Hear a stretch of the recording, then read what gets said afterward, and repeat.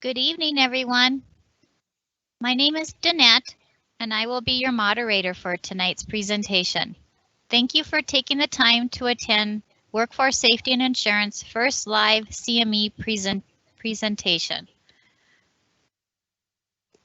A couple of items we need to go over before we start. One of them is regarding the CME credits. There are a couple of requirements for this. There will be a pre and post test along with a survey that will be emailed to you at the end of the presentation for you to complete. Once those 3 items are met, then you will get your CME for this presentation. The second item to discuss is that during the presentation, Workforce Safety and Insurance will not discuss any specific claim or injured employee. The third item is that to ask your questions, there's a chat box feature or a Q&A feature that's located on the right-hand side where you can go ahead and put your questions in, and I will be monitoring the questions, and at the end of the presentation, we will be going over those questions. Those questions are not public, only I can see them, so that's just an FYI for you.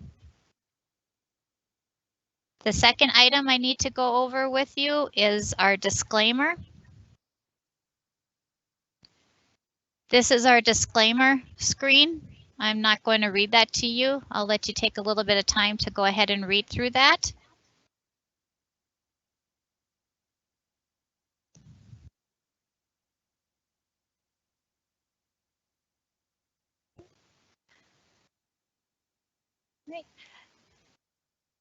Okay, hopefully you enjoyed that lovely reading there. And now what we'll start off with is the pre-test for the CME credits. And so we'll move to that screen. Here's question number 1. These are all true and false questions. So if you could for me, please go ahead and read question number 1. And then in the chat box or Q&A feature on the right-hand side, please put your answer as either true or false. This is a requirement for the CME credit. And I'll give you just a couple of minutes to do that.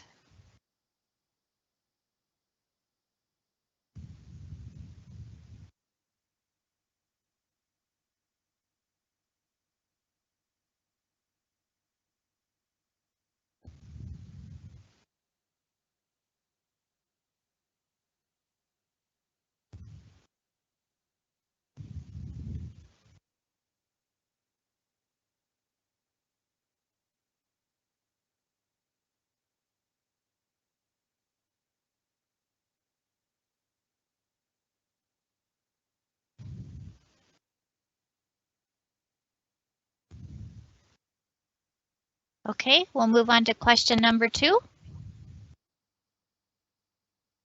Again, this is a true or false question. And if you would for me again, put your response in the Q&A or chat box feature on the right-hand side.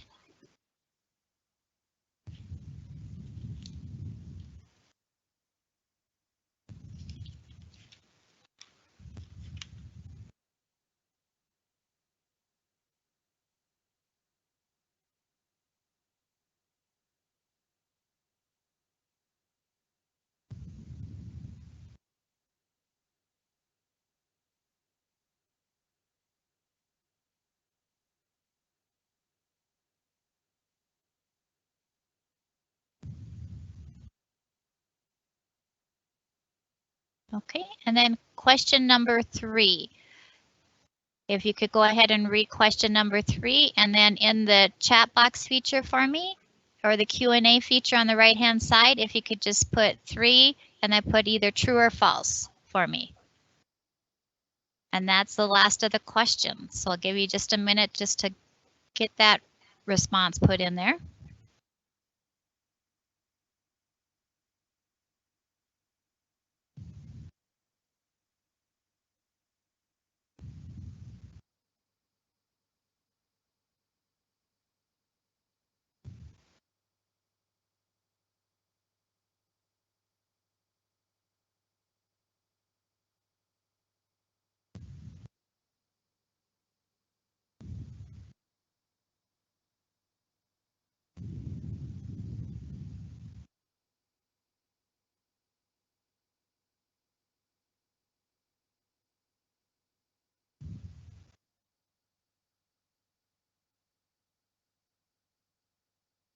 All right, well, thank you for answering those questions for me. I appreciate that.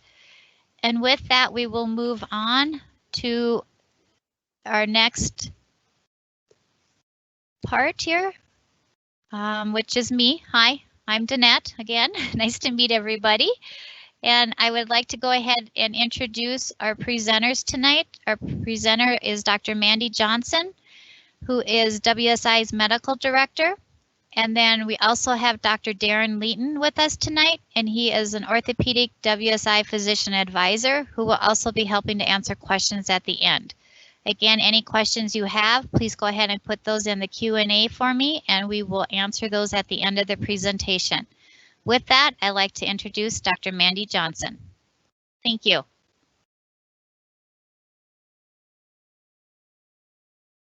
Hey, you guys, I'm Mandy Johnson, obviously with WSI, and I want to just start by thanking you guys for joining us tonight.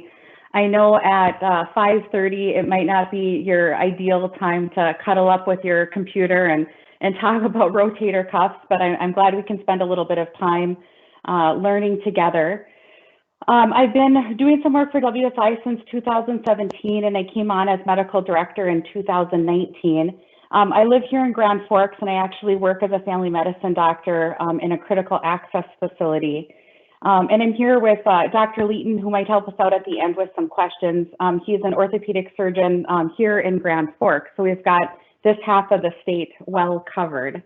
But I want to start with just a couple of housekeeping items just to kind of review. Again, like Danette said, we're not going to be discussing any claim-specific information today.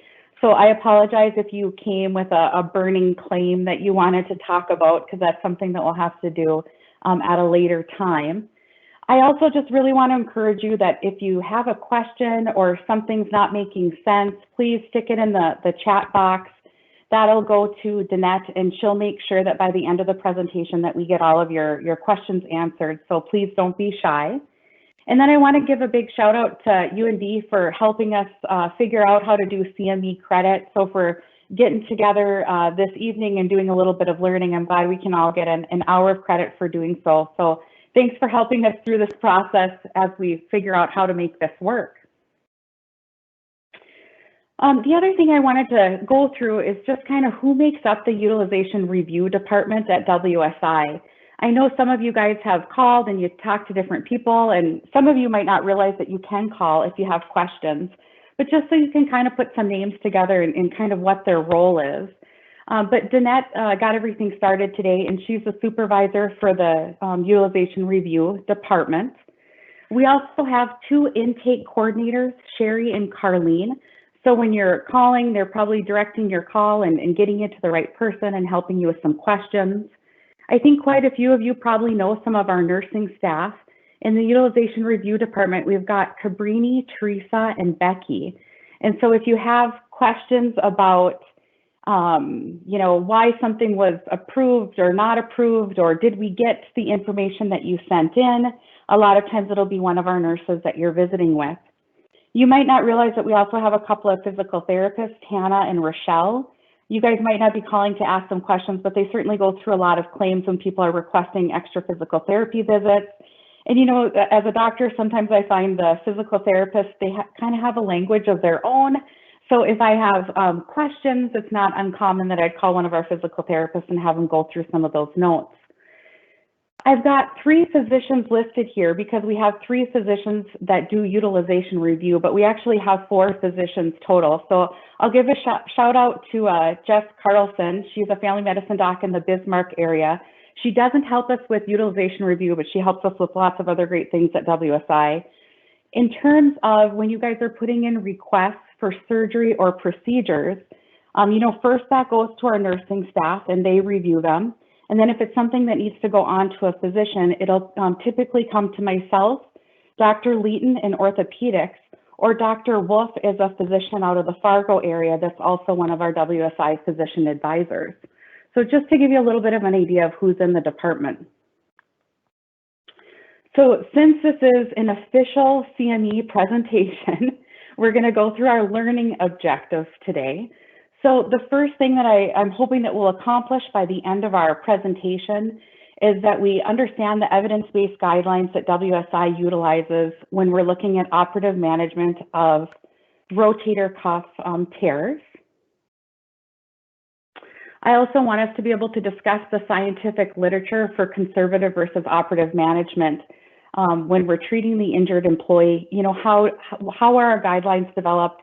Where are they getting that scientific literature? How are they being developed?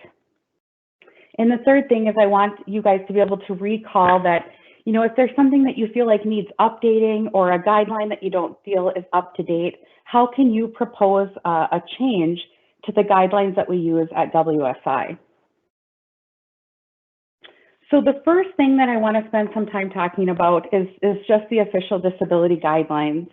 I know sometimes it feels like, there's some frustration whenever you have to go through a utilization review process because, you want to do surgery or you want to get those images. And it's not always fun to have to go through a process to see if something is approved or not approved. And, sometimes it probably feels like we're just making things up. What are we using? But for WSI, there's no way that we can create all of these guidelines in terms of developing criteria for procedures or imaging. It would require, a big staff, and it would need to be continually updated. And so what we use for the process is something called the Official Disability Guidelines. And that's a group that includes physicians and nurses and clinical reviewers and editors that constantly look and review the scientific literature for procedures and imaging, and they develop criteria. So when we get your request, we're not just using our clinical judgment. That's one thing we are using, but we also have some criteria and some specific things that we're looking for in those records. So the Official Disability Guidelines, they're evidence-based. They're continually reviewed. They're not static. They change based on the literature. And they're not created just for insurance companies, but they're also something that providers and employers can use as well. So for every guideline that you look up in the Official Disability Guideline, like if you just went to shoulder, MRI of the shoulder, every single guideline is going to have some certain things that are listed. The first thing it's going to list is just criteria. So what are the criteria for when you should get an MRI of the shoulder? What are the specifics? The next thing they're going to include is an evidence summary. Underneath, they're going to have the information and the data that they used in the scientific literature to come up with that criteria. Third, they're going to have the citations. So they're going to list every single article that they reviewed to come up with those criteria, so that if we have questions, we can go to those articles and review them. Or if we wonder, there's something new that came out, did the Official Disability Guidelines take that into account? We can also check the citations to see if it was included.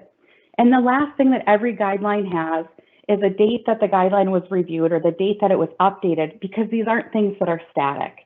As new information comes up, as with anything in clinical medicine, we all have to update our skills and stay up on the literature. And the Official Disability Guidelines on a regular basis is reviewing the literature and updating it. And so they assign a date so we know that happens.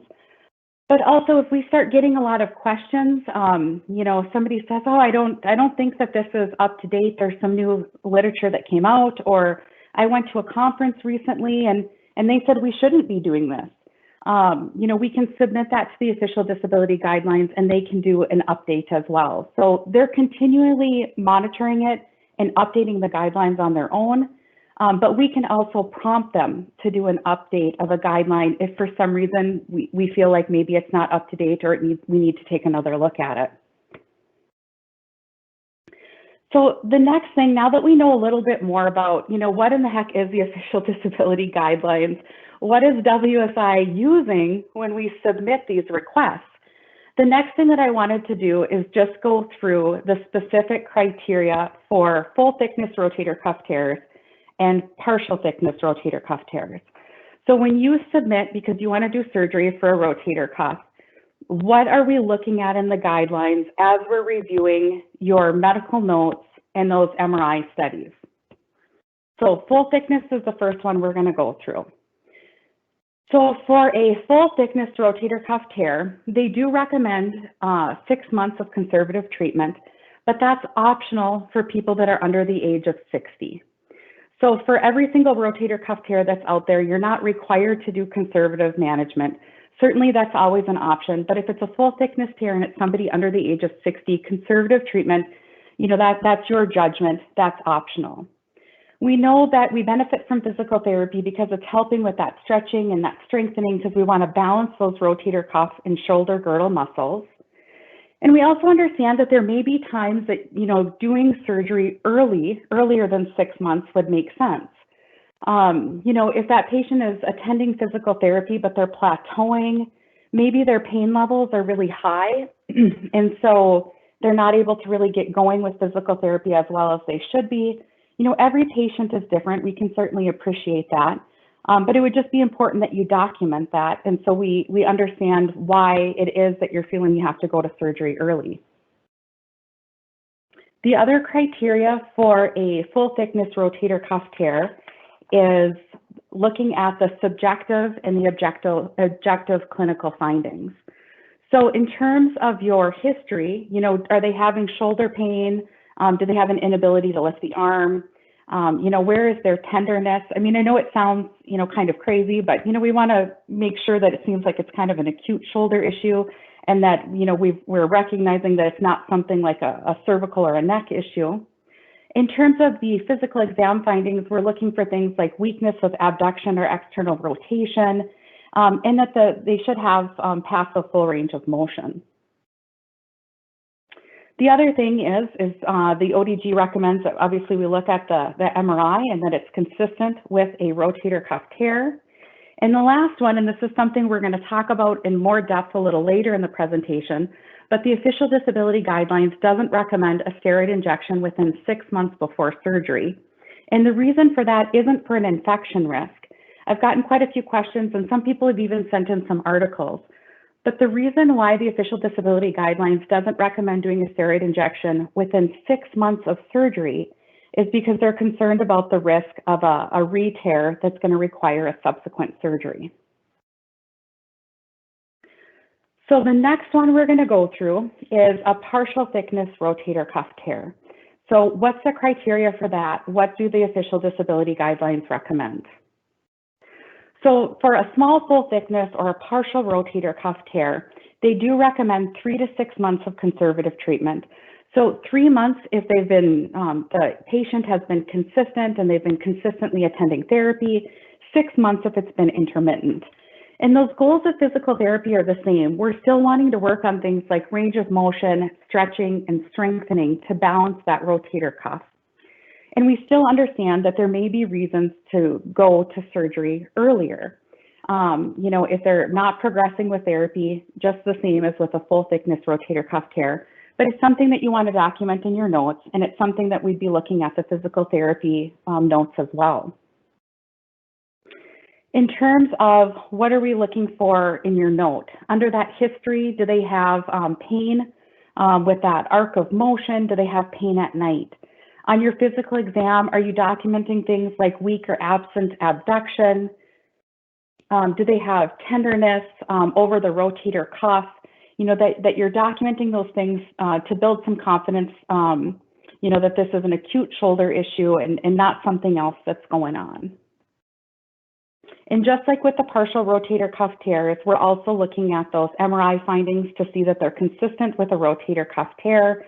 And the ODG does not recommend doing a steroid injection within 6 months of that rotator cuff surgery. And again, that reason is for risk of re-tear, not because of a concern regarding infection. So we've talked about what are the official disability guidelines, and we've talked about some of the specific criteria. And so next I wanted to spend some time on just what are the more common questions that I get from docs when I'm doing the utilization review process. You know, earlier today I did a peer-to-peer, and I get to do those from time to time, and it's a great opportunity for you guys to be able to, you know, ask some questions, and I can pick up on some trends or some questions. Today I did a peer-to-peer review with an orthopedic surgeon, and they weren't familiar with the official disability guidelines, so it gave us an opportunity to talk about that. But also, if you're calling the department, the utilization review department, and you have some questions, we kind of track what the questions are. We also keep track of what kind of procedures or what kind of decisions get appealed, so we can look for trends or things that we need to address. And so that's how I kind of chose these next topics that I wanted to spend some time on. So the first one is conservative management. It builds some frustration, like, when do I have to do conservative management? Do I have to do conservative management on every single rotator cuff tear before I go to surgery? So we'll talk about that again. The next thing is the steroid injections. You know, that's been a change with the official disability guidelines, so I want to dive into that research a little bit. In the past, orthopedic surgeons commented that they felt like the official disability guidelines almost promoted steroid injections. And so it seems like a change now when they're saying, hey, we don't think you should be doing them within 6 months of surgery. So we'll take a closer look at that. And then the last question I get commonly is, what in the heck do I do if as an orthopedic surgeon, you know, or you guys, if you don't agree with the radiology interpretation of an MRI? You know, what are my options? What can I do so I don't have to automatically just appeal all of those decisions? So, conservative management. You know, the ODG likes conservative management. You know, we know for certain populations that's a good option.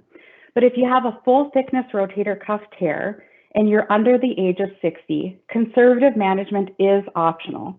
But otherwise, if it's a full thickness rotator cuff tear and you're over the age of 60, we do like to see a trial of conservative management.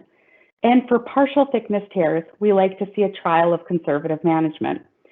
So, you know, if you've got a 30-year-old and they fall, and they've got a full thickness rotator cuff tear, you know, most of the time that's somebody that you guys are going to want to proceed. You want to go forward with surgery and skip the conservative management, and that's reasonable. You know, the case I was talking about earlier today was somebody that was over the age of 60. They did have a full thickness rotator cuff tear. And when I looked at the MRI interpretation, it seemed like that MRI interpretation looked like a little bit of an older shoulder. You know, there was some atrophy and some retraction. And so, you know, that MRI matched that patient was over the age of 60. And in that case, even though it was a full thickness rotator cuff tear, the official disability guidelines recommends that you do a trial of conservative management. This patient was getting better. They were noticing less pain, but there was concern from the orthopedic provider that he had a physical job and he wasn't sure how well he was going to do with conservative treatment. And, you know, maybe with his work, this patient was already back at work. Maybe he's not going to be able to do a full 6 months. I mean, hopefully he'll be able to do the 6 months of physical therapy and he'll get better. But maybe he's going to plateau. And so then that would be a reason to consider doing surgery earlier. But when that happens and you guys are reaching that point where, you know what, I think he's failed conservative treatment, I think it's time to go to surgery. You know, it's just important that you stick that in the note to make that utilization review process a little bit easier for you. And then when we're reviewing those charts, when they're coming to the physicians or the nurses, we're looking at your medical record, what you're documenting, And we're also looking at the physical therapy notes to make sure that that information is kind of consistent throughout. So for conservative management in the rotator cuff tear, it's not all the time. You don't have to do it for every single patient, but we do recommend it for full thickness rotator cuff tears for patients that are older than 60 and for partial thickness rotator cuff tears. So next up, we're going to dive in a little more on the steroid injection issue. Because I know it's a point of frustration because, newsflash, it's not just orthopedic surgeons that do steroid injections, right? And so it seems like it's one thing if you do a steroid injection and then you find out the ODG says, well, they don't really, now WSI doesn't really want to approve this surgery because we did the steroid injection. But it's like a whole nother level of frustration if the patient got a steroid injection by their friendly family medicine provider, and then they come to you and you want to do surgery. And, I mean, that's pretty frustrating. And we've certainly had some discussions with some of you about that. The other reason why I wanted to go through this is the official disability guidelines in reaching their criteria that you should wait 6 months before going to surgery after doing a steroid injection for a rotator cuff repair. They cited 3 articles. And I think if we take a look at those articles together, it also just gives you an idea of what is the literature that they're looking at, what are the articles that they're reviewing, so that down the road, if you want to try to make an impact and get something updated, you can kind of see what the articles look like to kind of give you an idea of something that you might want to submit. So the first article is this one here by Travin, and it is a retrospective review from 2010 to 2014, and these are privately insured patients. So the mean age is around 49. So, that seems consistent with our injured employees. They looked at close to 5,000 subjects that had an arthroscopic rotator cuff repair, and close to 400 of them needed revision. And so they looked at those ones that needed revision and looked at the timing of the steroid injection to see if there was a link between needing that revision and the timing of the steroid injection. Now, this article was rated a level 3 therapeutic article, and so pretty good quality of evidence. As we know, to get higher than that, you'd be looking at something like a randomized controlled trial, which, isn't something that you're going to see a whole lot in the surgical world. So let's take a look at some of their conclusions, and I'm going to walk you through a little bit of the picture here so it'll make sense to you. But off to the side here, we've got injection 0 to 3 months before the primary rotator cuff repair. The next one is 3 to 6 months before surgery, and the next one is 6 to 12 months. So the circle on this one is the odds ratio, and then the line is the confidence interval, just to kind of remind you a little bit of your old medical school days of epidemiology. And if it crosses the line, we know that's something that's probably not statistically significant. So in this article, it showed that the odds ratio was 1.3, close to 1.4 for a steroid injection that was given 0 to 3 months before the surgical procedure, before the rotator cuff repair, and 1.8, 3 to 6 months before. So the overall odds ratio was 1.5, so about 52% risk higher of needing a subsequent surgery for a re-tear if they received the steroid injection within 6 months of that primary rotator cuff procedure, that they were about 52% more likely to require a revision within 3 years. So that's the first article. We're going to take a look at the second article. The second article that the ODG references is by Weber. Again, this is a retrospective review, and they looked at 2 databases. One was from Humana and one was from Medicare. For this article, there was 22,000 subjects. And in this one, instead of adjusting for known variables with the rotator cuff, they actually matched these to control groups. So they were matched based on age, sex, obesity, smoking status, comorbidities. And in this article, they addressed, getting a steroid injection before that rotator cuff procedure, but they looked at the timing, how close it was to the rotator cuff repair, as well as the frequency. What if they got more than one injection? So the revision rates, the overall revision rates, if you didn't get an injection, was 3% compared to 4.7% if you did get an injection. And let's take a look at the difference with the timing of the steroid injection. So again, I'll kind of walk you through because I know some of these might be small depending on what kind of computer you're on. But graph A is arthroscopic versus open procedures. This B is arthroscopic and C is open. And we're going to focus on A, just for ease because their pattern is all similar. But we've got time in months along the bottom, and we've got the odds ratio along the side. And so you can see from the pattern that the closer the steroid injection was given to the rotator cuff repair, the higher the risk, the higher the odds ratio of needing a subsequent surgery because of a re-tear. And that risk kind of goes down and then it plateaus over time. Let's see here. And then the third one that they looked at was just the number of injections. So you can see here they looked at if you just had one injection compared if you had two or more, that odds ratio increased even more so. So the conclusion of this article was that, a steroid injection within 6 months of that primary rotator cuff repair increased the risk of needing a subsequent surgery because of a re-tear. The closer it was, the higher the risk. And also, if you had more than one injection, two or more also increased the risk.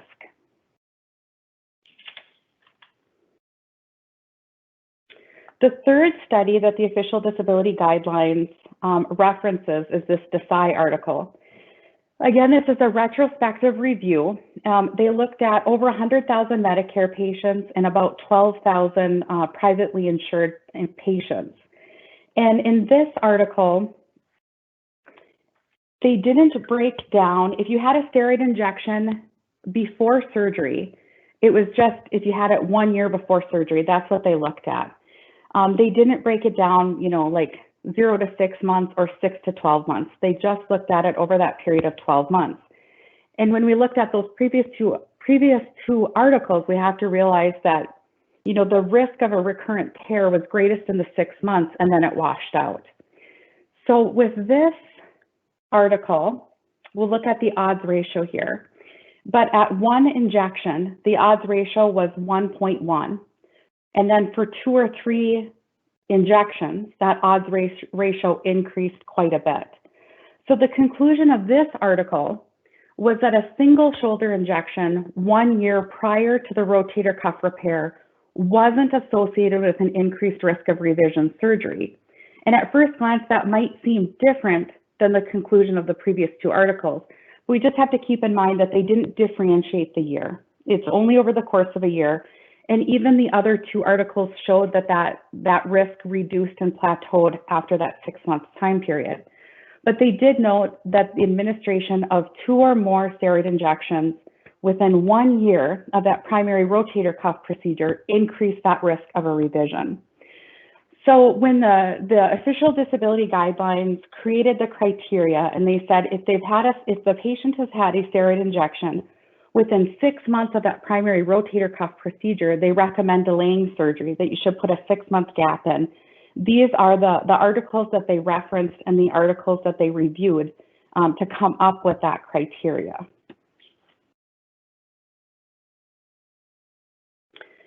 The next thing that I wanted to go through is, what in the heck do you do if you don't agree with the radiologist's interpretation?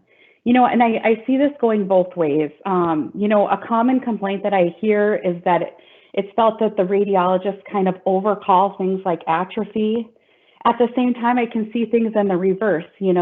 Somebody's had a rotator cuff procedure, they get a subsequent MRI, and the radiologist might be saying, man, I think there's a tear, and the orthopedic surgeon is saying, no, I think after surgery, I think that MRI looks pretty dang good. I think one of the things I think that's special about being in orthopedics is you guys get that experience of not just looking at the MRI images, but then actually following up and doing surgery and pairing those two things together, which is really valuable. And we do respect that. We respect that you've got that expertise. So the number one thing I tell providers is, if you don't agree with the radiologist's interpretation, document your interpretation, put it in your note, because we look at that. We don't just look at the radiologist read. But the other thing I would say is, if there is a pretty big discrepancy between your interpretation and the radiologist's interpretation, it's helpful for us if you document why. It comes across when, we're not seeing the patients, obviously. We're reviewing your notes. So we're really dependent, when we're doing utilization review, on the information that you give to us. And sometimes it seems kind of funny if the radiologist is saying severe atrophy and the orthopedic surgeon is saying no atrophy. And so putting in a comment or an explanation of why you think there's that discrepancy is helpful. But I just want to provide you with some reassurance. Like, people say, like, do you even read the notes? Or I don't agree with what they say. Document your findings. If there's a discrepancy, explain to us why. And I think that will make the utilization review process less frustrating for you. So now at this point, we've went through what the official disability guidelines are, and we've talked about the criteria. We've looked at some research studies. We've talked about what to do if you don't agree. But at the end of the day, what do you do if there's something about the official disability guidelines that you just don't like? You don't feel like they're consistent with your clinical practice, or maybe you feel like they're out of date. It didn't match what you are learning, from your Academy of Orthopedic Surgeons. Well, number one, we know that patients are unique. So if there is a reason why you don't think that the criteria or the official disability guidelines work for this patient because of a unique reason, document it. That's helpful for us. But the other thing is, if you just feel like they just need a little help to get updated, please, feel free to submit an article. And I've got my email there, and I've got Danette's email. And I promise you that if you send us an article, we read the whole thing. And if we know the case that you're concerned about, we look at that too, and we try to put it all together. But a couple of things that I notice when people send in articles, sometimes the articles that get sent in don't match the frustration, or it doesn't match what's in the official disability guidelines. For example, for rotator cuff repairs, we said the official disability guideline says, no steroid injection within 6 months because of the concern of re-tear. And I've had several providers that have sent in articles, but the articles they've sent in talked about infection risk, not about re-tear risk. So, if something just to keep in mind. The other thing is, I've had people that have sent in like a clipping from like a newsletter. And that's probably not as helpful as if you send in some literature for us to review. Now, that being said, if you send in something, a summary from a conference, or a snippet of, something that was sent, in the computer on your desk or whatever, we still look at those.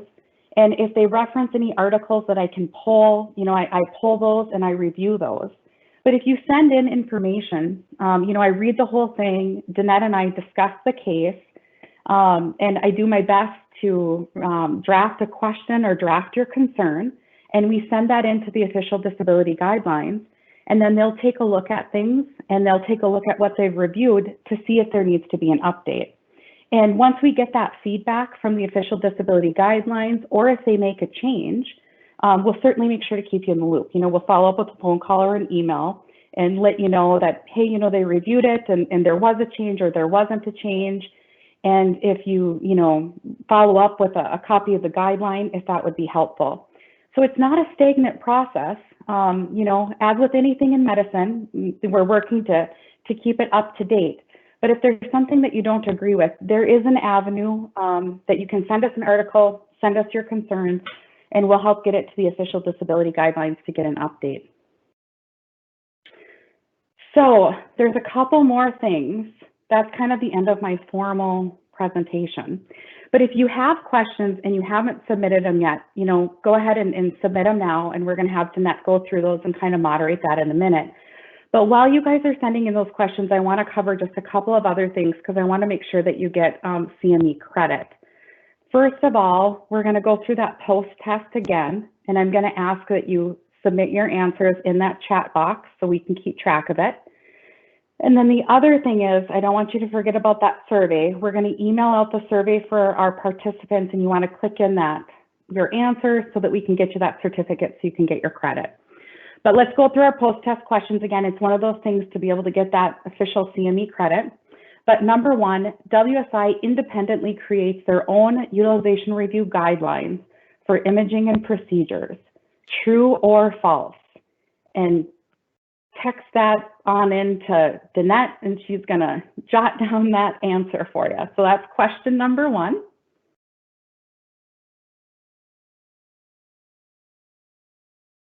Question number two. The WSI guidelines recommend a trial of conservative management for all rotator cuff tears. True or false? Send your answer in the chat box to Danette so we can get you that CME credit.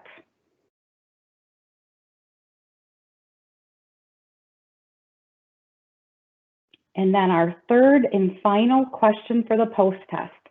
WSI discourages a rotator cuff repair within 6 months of within 6 months of a rotator cuff repair to reduce the risk of a post-operative infection. True or false? And then just one more reminder, you're going to get a survey and you want to turn in the survey so you get your CME credit. And you want to get those pre and post questions in. And then we will have Danette take us through some questions that you guys have.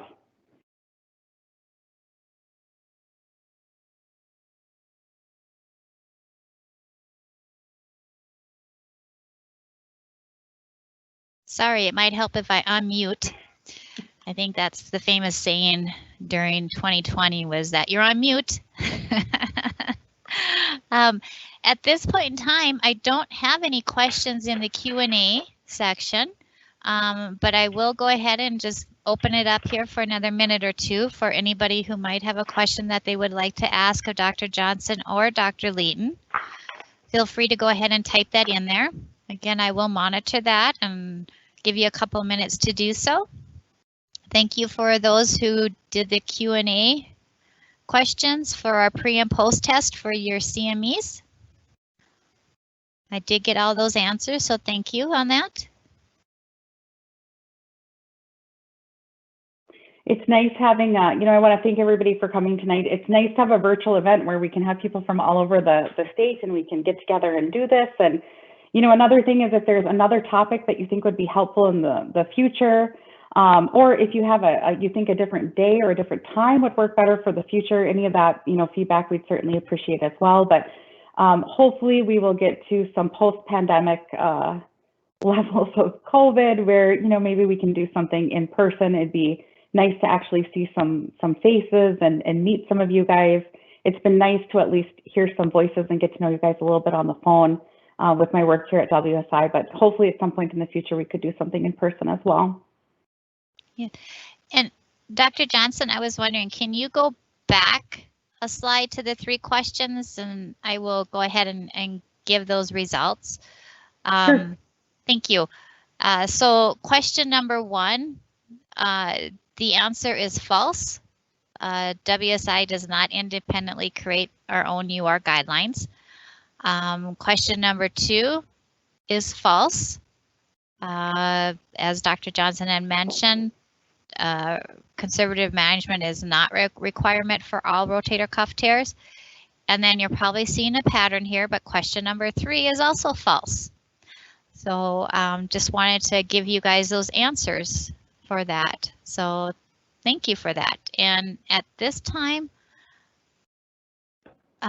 we do have a question. If there are questions with the UR process, who do providers target questions to? Dr. Johnson, did you want to take that one? Well, you might do a better job than that. I was going to say, or do you want me? That might be your specialty, because I know, one thing that I see is that, maybe you've talked to myself before for, like a peer-to-peer, maybe you've spoke with Dr. Bleaton, and so you guys call, and that's kind of who you want to talk to. But if it's been reviewed by somebody else, it actually gets directed to that person. So Danette, maybe you can go through the phone call, but typically one of the nurses will hear what you're, pull up the claim, see if they can answer your question, and then help to get you in touch with the correct physician. But do you want to go through more formally, Danette? Yes, I can do that. I kind of thought that when I asked you, but I thought, well, I'll give you the opportunity. Yes, if you have a question regarding the UR process, feel free to call the UR department here at Workforce Safety and Insurance. Carlene and Sherry are very good about helping office staff walk through the process of how to get prior authorization, if they have any questions in regards to that. But if it's more on a review and the specific guidelines or why it was denied or approved, that would move on then to the nurse who did the review, or at times, if there's just a question on improving the process, those questions or those physicians are directed towards me, and then I will take down those concerns, and then I do get back to the physicians after reviewing that, after gathering the information and making sure that I have all the information to get back to and answering your questions on those. I hope that answered the question. If not, feel free to put an addendum on your question. But you do have my email, so anytime feel free to reach out to me with any questions you have on the UR process.